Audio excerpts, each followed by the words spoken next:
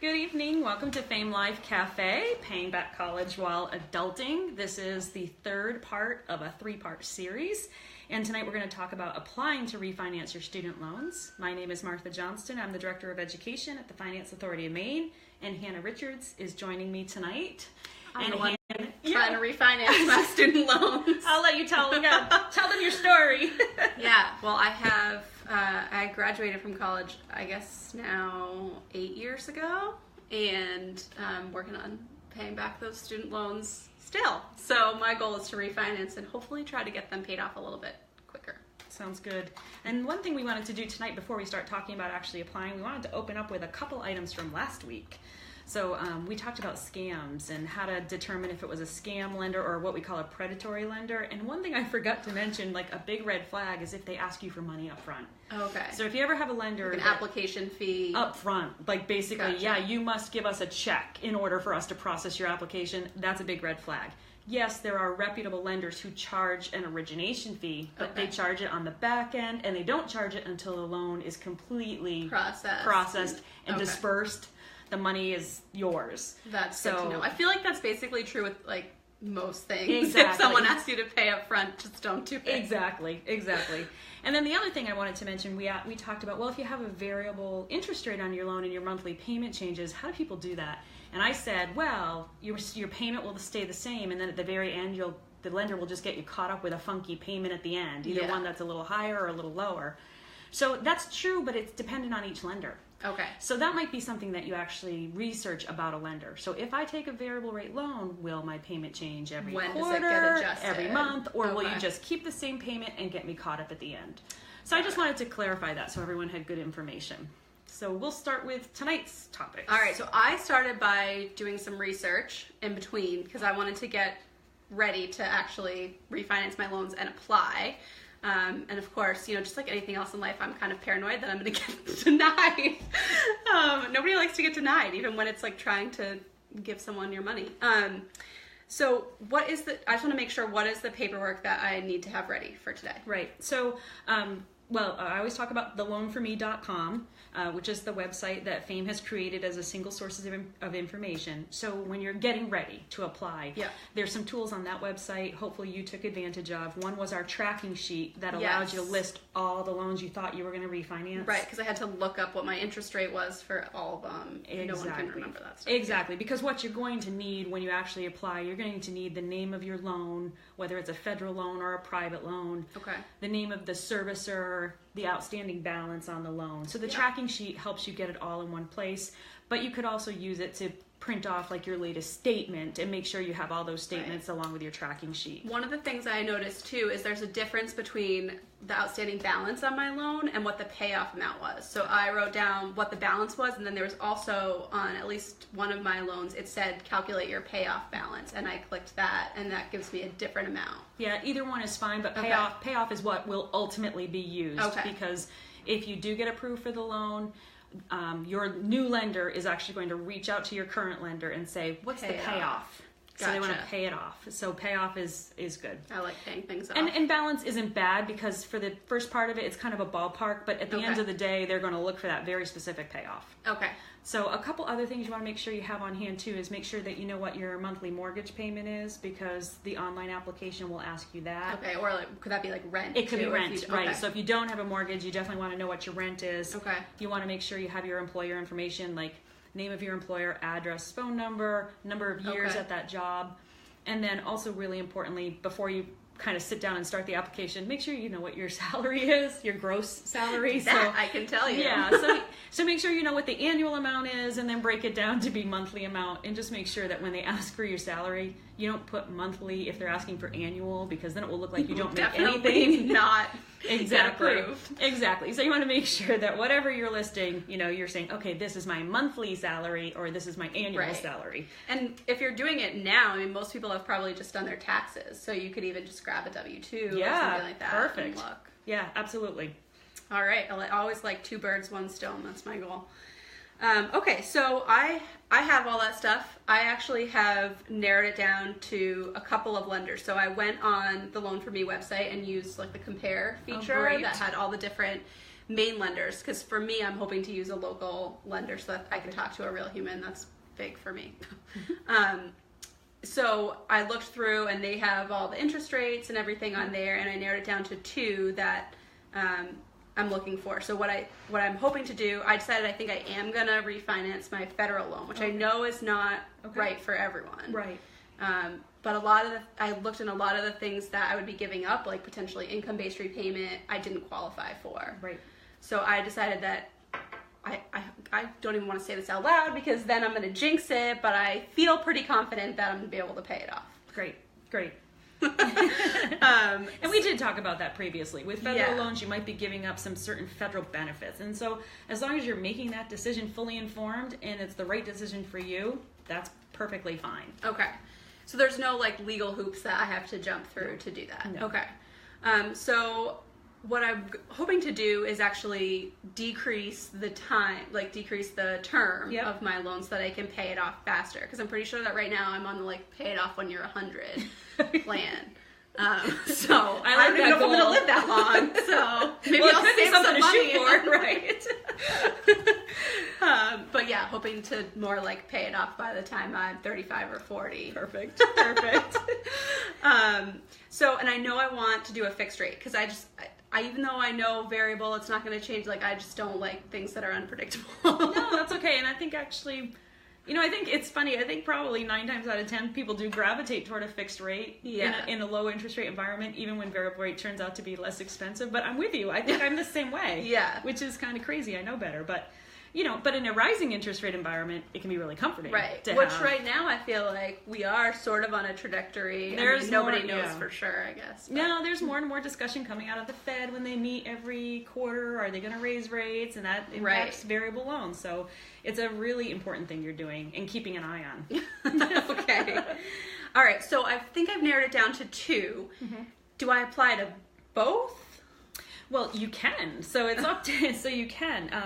What I say to people is if you're going to apply to 2 loan programs, just remember your credit will get pulled twice. And we did talk about this in a previous episode, if you will. If your credit score is already low, multiple pulls are dicey. So I wouldn't advise people applying to more than one at a time. Okay. However, if you've got a really strong credit score, and for me, I say really strong, look, if your credit score is like 750 or higher, to me that's stellar. Okay. I don't think the 2 pulls are going to jar your credit. So it's sudden movements, lots of activity that makes credit scoring algorithms, the calculations, really nervous. So yes, you could. The robots get nervous. The robots get nervous. The math makes them shaky. But yes. Same with me. Honestly. Exactly. Math makes me kind of nauseous. So I would say you can apply to both at the same time depending on your credit situation. And that's nice because you really do, in the end, want to see what you qualified for, whether it was 0 fee and the interest rate based on your credit. Okay. So you can really make a comparison. And remember, compare APR. Right. Apples to apples. Right. And so, but if I apply to both and then I get approved by both, I don't owe them both, right? No, not at all. That's a great question. So, when you apply for a loan, just because you're approved does not mean the loan's done. Okay. It does not mean the loan has been executed, dispersed, nothing. You've got more steps to go through, and we'll talk about that as well when you're ready. Okay. So what is the process? Like, how long will it take from when I apply? I mean, do I find out right away if it's approved? Yeah. Is it a robot or is it a person? It's a little bit of a robot. Not really a robot. So basically, for most lenders, so I'm going to say 99% of all lenders, you're going to do an online application, especially the main-based lenders that you're considering. So you're going to do an online application. It's actually going to be fairly quick, especially because you're going to have all that paperwork up front already done. And you'll have to read terms and conditions. Basically what you're saying is, by using this online application, I'm allowing you to pull my credit. Gotcha. So when those terms and conditions pop up, there'll be lots of other things in there too about privacy policies and all that good stuff. But it's about understanding what it is you're about to do.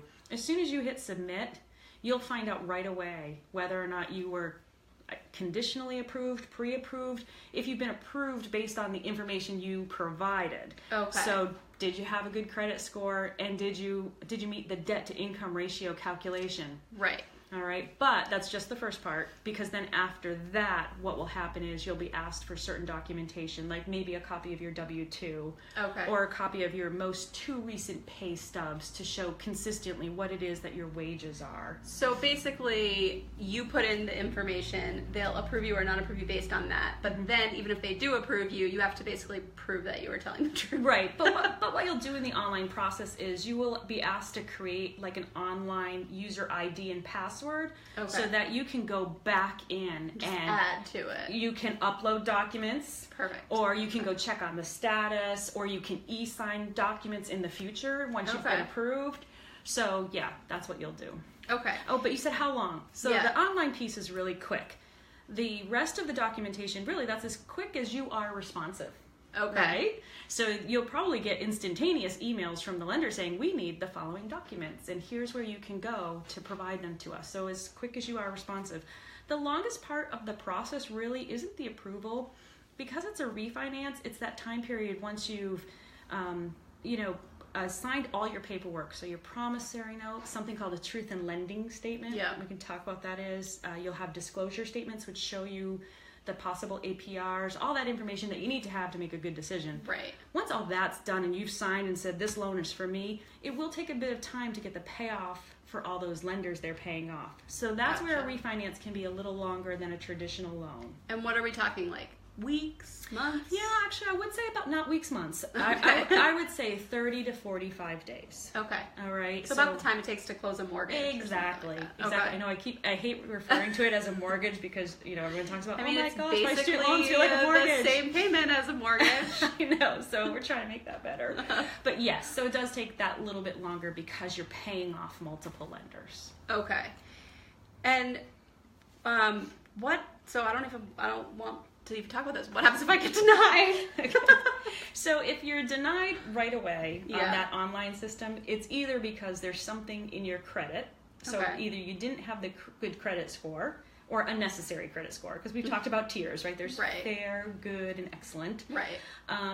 Or it could be that a quick debt to income calculation, so how much debt do you have compared to how much income? It could be that a quick calculation said, doesn't look like she's got what she needs. Yeah. No matter what, because of the Equal Credit Opportunity Act, I know, I had to think about that, the lender has to tell you why you're being denied. Okay. So they will either tell you that it's adverse action, meaning there's something on your credit report score. you want to look at, or they might say debt to income ratio, or they might use the term insufficient income to support debt obligations. I feel that way all the time. I know, and those words can just sound like a slap in the face. But the thing is, if you think there's something they're not knowing or considering, you can pick up the phone and say, call them and say, okay, I just need to understand, and then they can walk you through it a little bit more. So it's not always black and white. I mean, you might be able to call and they might be able to get you a cosigner or apply in a different way. Exactly. So yes, that's another great thing. If you go through and you get denied, it could be that all you need to do is add a cosigner. Okay. So, just different things to consider. Just because it's no out of the gate doesn't mean it's no for good. So make sure you're on good terms with mom and dad. Yeah, right. Exactly. Or your spouse. No, just kidding. We talked about that too. Yes. Okay, so if I'm approved, I don't, because you said I could apply to 2 and be approved by both, so I'm not obligated to those. Like, I can get approved and then say, just kidding. Right, so it's during, not you, it's me. Yeah, so during that kind of pre-approval process, you should, depending on the lender, they should kind of serve you up, if you will, the interest rate that you qualified for. Okay. And then based on that, you can go ahead and keep pursuing what you've started with the lender that you like, right? Yes. So say you got a really great rate with lender A. Yep. Go ahead and finish everything with lender A. Okay. Don't cancel lender B, right? Because, that application is good for like 30 days. Your credit report is usually good for 90 days. Okay. So don't close it down yet till you get everything done with lender A. Okay. And do I have to eventually close it down? Like, can I just let it go? They'll just let it lapse. Yep. Okay. I don't have to call and break up. You don't have to call and break up with them. And even if you didn't want to call, you could probably break up online nowadays. That's true. The easiest way to go, right? I don't recommend that. But you can actually probably go in online to that other portal and say you're withdrawing your application. Okay. So let's say I pick one, I get approved. Mm-hmm. This is best case scenario. Yes. I say, you're the one I want, and I give them all the information they need, get fully approved. do I have to start making payments right away? Do I owe them money? I mean, what's the next step? Yeah, so you're going to apply for the loan, find out if you're conditionally approved. You're going to provide the rest of the paperwork so they can do a final approval. Okay. They are going to serve you, probably electronically, different forms they need you to sign. One is called a truth in lending statement, and a truth in lending statement just discloses to you the total cost of borrowing based on what you qualified for. Well, that's the depressing part. That's where they tell you you're going to end up paying like 4 times what it actually costs. Yeah, here's what you borrowed, here's your interest rate, and here's what you're paying back total. That's truth in lending. And then last but not least, they might also have you sign, they will have you sign a promissory note. Sometimes it's part of the application, sometimes it's so that's where you're basically officially agreeing to pay them back. And you're doing all that electronically nowadays. It would be very rare. Now you certainly can print things off in ink signature and mail them in. Right. That will make it go a little longer. But if you're comfortable with e-signing, then everything will be offered to you as e-sign. Once all that happens and they they do the final approval on the loan, most lenders will also have a 3-day rescission period, so you could change your mind. And then after that, they'll start to go and pay off the loans of your other lenders. Okay. And then from the time all that's paid off, what happens is your loan actually has to get moved to a servicing system so they can set you up and start billing you. Okay. So I usually tell people 30 to 45 days. Okay. And you can always go in that online app and check out the status. Are you making payments during that time? Make payments on your other loans. Okay, so until you get a notice from them saying you're all set. Exactly. Worst case scenario is you paid one extra payment on your old loans and they'll send you a check for that extra payment back. Okay. Yeah. So better to pay it than to because you don't want them to report to your credit that you missed a payment on it exactly. Okay. Exactly. Looks like we have a question. If there is a fee with the loan, can that be put into the refi? Oh, so if there's like an origination fee, can you finance the origination fee? Yeah, most times you can finance the origination fee. It just depends on the lender, but more often than not, they roll it right into the amount that you've borrowed. Okay, perfect. Okay. I like no money up front. Exactly. Makes it easier. And so if I go through with this, do I have to call all my other lenders and say, hey, this new lender, I'm breaking up with you. We have more people to break up with. Do I have to do that? You don't. No, you don't have to break up with them. You might have to actually provide payoff authorization. Okay. But your new lender that's refinancing, they'll tell you what you need to do. So if they say, Hannah, please give us permission to talk to your lender and get the payoff amount, they'll let you know whether or not they need that. It could be that they build it into their online process. So, whatever that lender needs, they'll let you know. But that's really, once the lender gets a payoff, they know they're being broken up with. And they're probably happy about that, right? No, you know what? It's funny. I think lenders like to have their little, ducks in a row and keep all their, but they understand and it's not a bad thing. They're not going to get mad. No, not at all. Okay, and so the last question that I have is, there's a lot of things obviously that you have to sign during this process, a lot of fine print. Yeah. If I have questions, do I need a lawyer to do this? Like, if I have questions, is there someone that I can call, like at Fame or somewhere else, that will tell me what I'm signing? Yeah, so you can always call Fame. Okay. So we have an 800 number, 1-800-228-3734, and we can help you understand what those documents are that you're being asked to sign. Okay. You don't need a lawyer. They're not. They're not like entertaining reading. They're not light reading. Right. But you don't need a lawyer. But you need time. Okay. And you just need time to go through and make sure you are reading the promissory note and you're reading the truth in lending, all of that. Are they all pretty standard? The truth in lending, I believe the truth in lendings actually are standard according to the federal government, believe it or not. So there's a standard format, so they all should look pretty much the same. Okay. Yeah, promissory notes might be a little different, but they all generally have the same promise to process. pay. This is what constitutes default. Here's what kind of collection costs that you would incur if you default. Right. So it is important to read them for sure. Okay. All right, well, I think that's all the questions I have. Now I just have to actually get my stuff together and do it. Right? Exactly. Pray I don't get denied. No. I think anyone can do it. I think if you do your research up front and pick a lender that you think is going to work for you, get all your loans lined up, use the tracking sheet, use the compare feature on the Loan For Me, especially if you're going to use one of the main lenders, use the loanforme.com, use the compare feature, because we have a lot of lenders. I should know off the top of my head, I think we have like 7 lenders. Yeah. So you can say, well, I only want to compare 2, I don't want to compare 7. So right. just and you can sort them by fixed and variable rate and all that. Yeah, that was super helpful. So it's, definitely anybody can do it.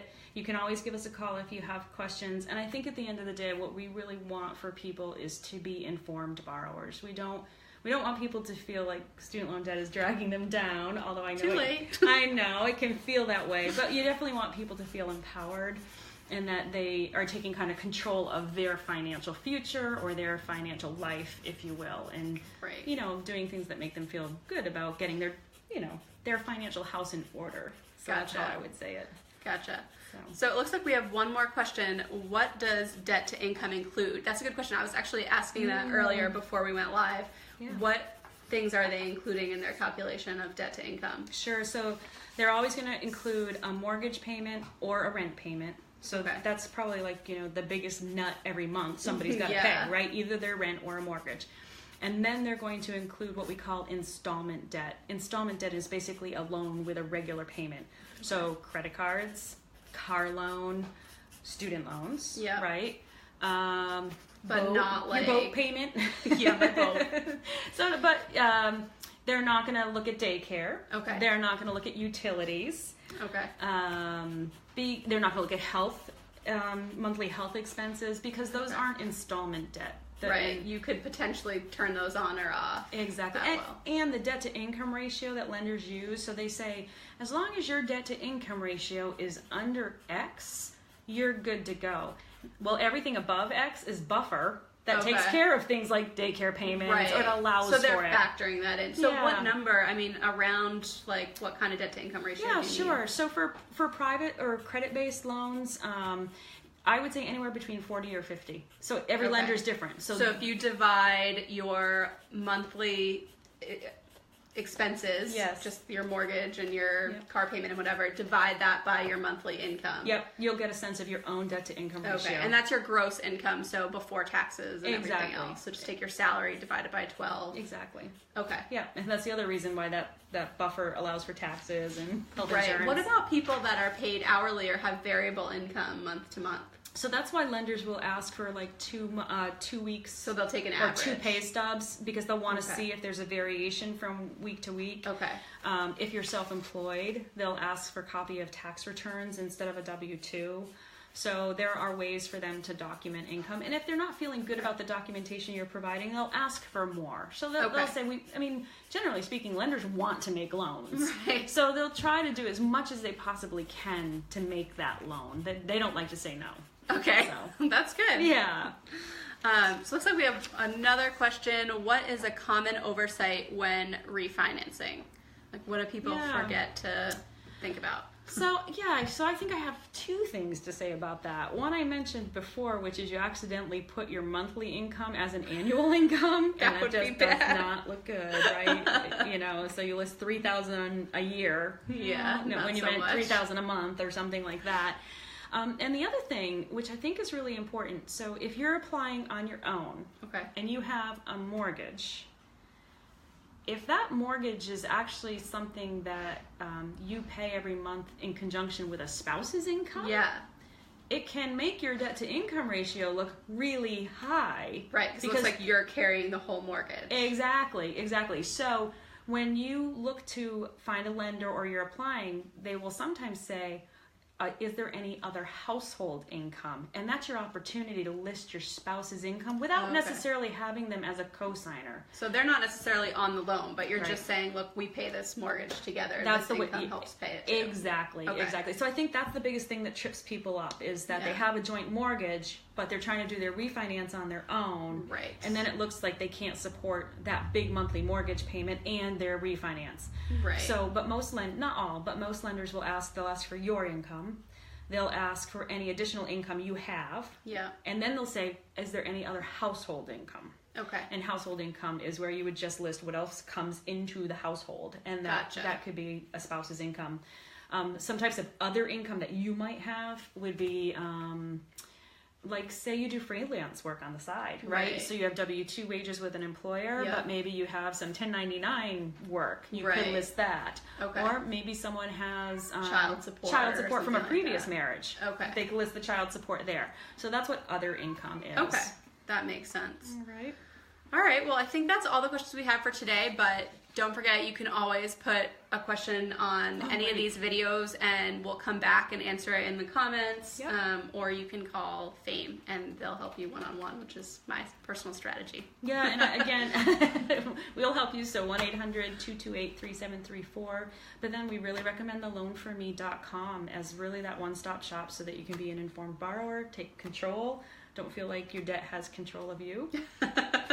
Honestly, we can do this. Get in there. Yeah, exactly. So thank you all for joining us Yeah, for 3 weeks in a thanks. row. It's been great. Yeah, thank you for your help. Take care.